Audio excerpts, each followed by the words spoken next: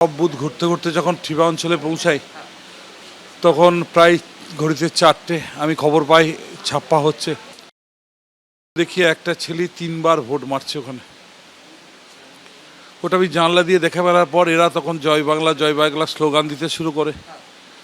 তারপরে হঠাৎ অতর্কিতে সব দেখছি ধেয়ে আসতে লাগে আমার দিকে।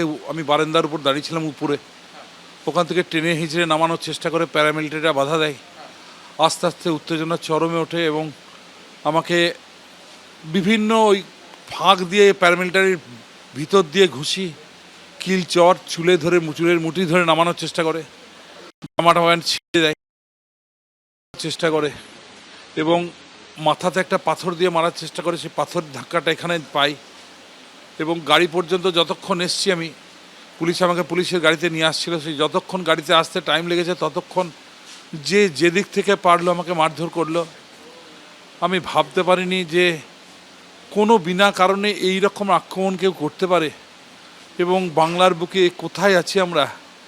আমার মনে হচ্ছিল একটা টাইম আমি হয়তো কাবুলে আছি বা করাচিতে আছি।